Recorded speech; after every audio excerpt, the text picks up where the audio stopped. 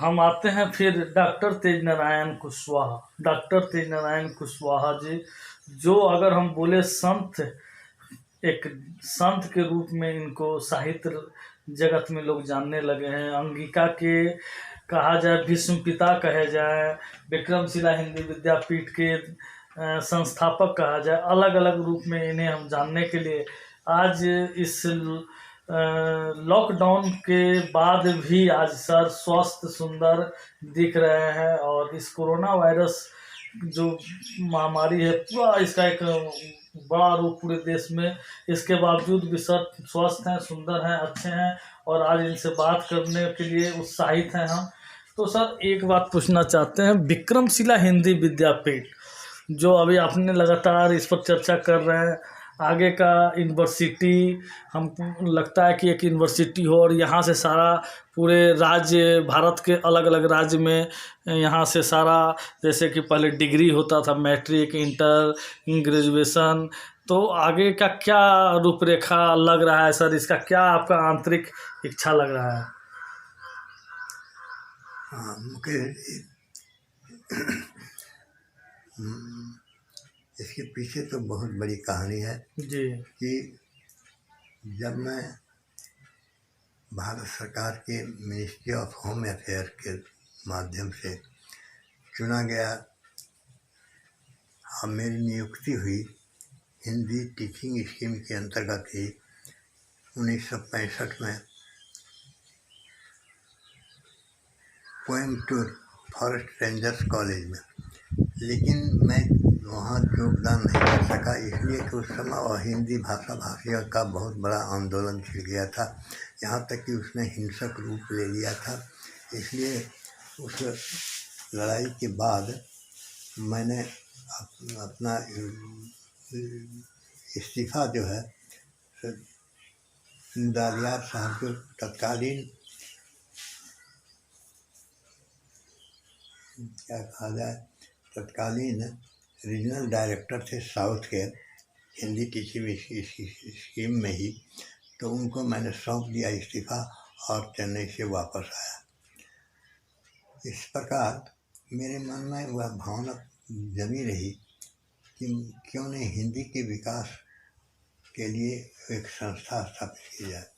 और 1969 ईस्वी में धन्वंतरी जयंती के दिन, इसलिए कि धन्वंतरी से मैं जुड़ा रहा कि जन स्वास्थ्य जो तत्कालीन मासिक पत्रिका थी आयुर्वेद विद्यापीठ की, अखिल भारतीय आयुर्वेद विद्यापीठ जो सब एक संस्था चल रही थी कविराज विद्यानारायण शास्त्री द्वारा, तो उस संस्था के द्वारा से प्रकाशित हो रही थी जन स्वास्थ्य मासिक पत्रिका।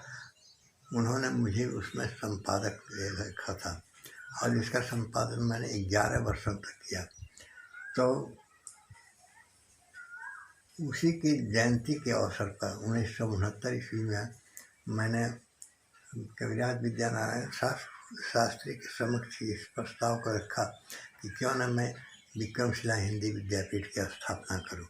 तो उन्होंने स्वीकृति दिया और कहा कि बहुत अच्छी बात है, हिंदी की सेवा के लिए ऐसा काम कीजिए। और मैंने विक्रमशिला हिंदी विद्यापीठ की स्थापना की और रजिस्ट्रेशन के लिए मैंने एक बायलॉज तैयार किया जो कि बिहार सरकार से 1982 ईस्वी में जाकर के स्वीकृति उसको मिली। स्वीकृति जब मिली तो उसके बाद मैं और उत्साहित हुआ और विक्रमशिला हिंदी विद्यापीठ की जो रूपरेखा मैंने बनाई थी बायलॉज के द्वारा, उसमें कुलसचिव, उपकुलसचिव और क्या नाम है, एक विश्वविद्यालय कोषाध्यक्ष और चांसलर, वाइस चांसलर, ये सारे पद का सृजन किया और उसके बायलॉज के मुताबिक और उसको स्वीकृति मिल गई। तो मैंने उसी के आधार पर उस संस्था को खड़ा कर दिया और वो संस्था काम करती रही। और उसके पहले कुलाधिपति डॉक्टर माहेश्वरी सिंह महेश को बनाया। वो कहाँ के थे सर? गांव तो मैं नहीं जानता, लेकिन इतना है कि वे भागलपुर के रीडर रहे, भागलपुर के हिंदी विभाग में ही रीडर थे। अच्छा। और हिंदी के बहुत बड़े विद्वान थे, प्रकांड विद्वान, और अंगिका के बहुत बड़े सेवक भी थे। अभी वो हैं कि? वे नहीं है अभी। अच्छा। तो इस प्रकार इस संस्था से मैंने बहुत लोगों को जोड़ा, और उसकी आज शाखा संस्थाएं खास करके दक्षिण भारत के महाराष्ट्रीय भाषा के संभाजी बावेशकर के माध्यम से दक्षिण में काफ़ी प्रचार प्रसार हो रहा है और आगे भी होने वाला है। और उन्हीं की बदौलत देश में कई राज्यों में शाखा संस्थाएं भी विक्रमशिला हिंदी विद्यापीठ की स्थापित हो चुकी हैं, आगे भी होने की संभावना है। इस प्रकार विक्रमशिला हिंदी विद्यापीठ, जो कि साउथ में जिसका विरोध चल रहा था, वह विरोध समाप्त हुआ, और हिंदी भाषी एक विद्वान के माध्यम से ही मैंने इस संस्था को अध्यक्ष बना करके वहाँ की लड़ाई लड़ना शुरू किया, और उसमें सफलता भी मिल रही है, काफ़ी सफलता मिल रही है। और उन्होंने और सारे लोगों को जोड़ा है, नौजवानों को जोड़ा है, जिसमें कि विक्रमशिला हिंदी विद्यापीठ को एक नया रूप दिया जा सके। और ये कहना चाह रहे थे सर कि जिस तरह का अभी विक्रमशिला का जो एक बाराहाट योगीवीर पहाड़ से ये पूरे देश क्या भारत के देश में अलग अलग राज्य में जो चल रहा है, इसका कई भाग कहा जाए, जैसे महाराष्ट्र हुआ, छत्तीसगढ़ हुआ, या कई राज्य में इसका जो शाखा चल रहा है, तो यहाँ जो घेराव हो रहा है योगीवीर पहाड़ पर, तो क्या इसका आगे का क्या मतलब रूपरेखा बनाया जा रहा है?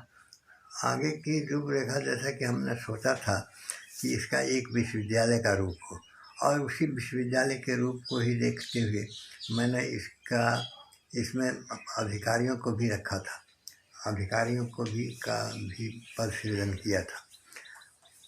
लेकिन लोगों ने इसके द्वारा जो सम्मान करने की उपाधियाँ जो दी जाती हैं, विद्या वाचस्पति और विद्यासागर जो उच्च उपाधि है, वैसी उपाधियों को लोगों ने अपने नाम के आगे डॉक्टर